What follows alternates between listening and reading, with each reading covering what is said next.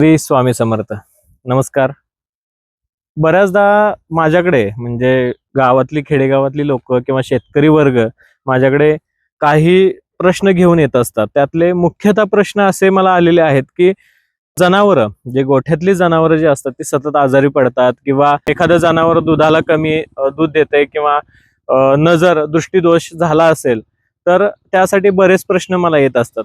त्यासाठी सर्वप्रथम काय करायचं असतं, मुख्यतः वास्तुशास्त्राप्रमाणे जसे नियम वास्तुशास्त्रामध्ये दिलेले असतात तशा पद्धतीने जर आपण विचार केला तर पहिल्यांदा जनावरांचं मुख कोणत्या दिशेला असावं ह्याचा अभ्यास करणं खूप गरजेचं असतं. आता जनावरांचं मुख शुभ दिशा कोणती हे मी तुम्हाला सांगेन की पूर्व किंवा उत्तर दिशेला जनावरांचं मुख असलं पाहिजे. नवीन गोठा बांधणार असाल तर ह्याची काळजी अगोदर घ्या की जनावरांचं मुख आहे ते उत्तर दिशेला किंवा पूर्व दिशेला झालं पाहिजे. त्यानंतर उपाय मी सांगेन यावरती की जनावर आजारी पडणं किंवा दुधाला कमी येणं, दैवी उपायानं आपल्याला कसं त्याच्यामध्ये जनावरांना कसा आराम मिळेल हे आपण सांगेन मी आता त्याच्या पुढे तुम्हाला. तर त्यामध्ये सगळ्यात आधी काय करायचं, शुक्रवारच्या दिवशी जनावर काय असेल ते आपले बाहेर घ्यायचेत गोठ्यामधून. गोठा रिकामा करायचा आहे पूर्ण आणि गोठा स्वच्छ धुवून घ्यायचा आहे. शुक्रवारच्या दिवशी सकाळी गोठा स्वच्छ धुवून घ्यायचा आहे आणि धुवून घेतल्यानंतर त्याच्यामध्ये धूप घालून, कोणताही धूप आपल्या घरी जो असतो तो धूप आपण वापरला तरी चालतोय, आणि तो धूप फिरवून घ्यायचा आहे.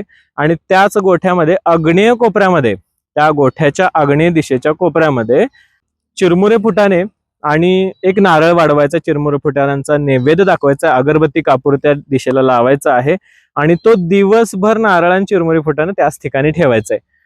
त्यानंतर गोठ्यामध्ये जनावरांना घ्यायचं आहे, म्हणजे धुवून जनावर सुद्धा धुवून घ्यायचे आहेत आणि नंतर एक तासाभराने किंवा एक 1.5 तासाने 2 तासाने जनावर परत आत घेतली तरी चालतात गोठ्यामध्ये.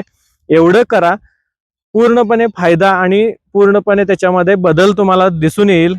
जर शेतकरी बंधूंना हा माझा व्हिडिओ आवडला असेल तर नक्कीच माझ्या YouTube चॅनलला सबस्क्राईब करा, जेणेकरून पुढचे आणि मी काही व्हिडिओ बनवेन त्याच्यावरती घरगुती उपायाने तुम्हाला ते समजून येईल की बाबा कोणत्या पद्धतीने उपाय करायचे आहेत. ह्याच्यासाठी वेगळा काही खर्च करायची आवश्यकता नाही. मी घरगुती उपायानेच तुम्हाला ते उपाय सुचवत जाईन. धन्यवाद. श्री स्वामी समर्थ.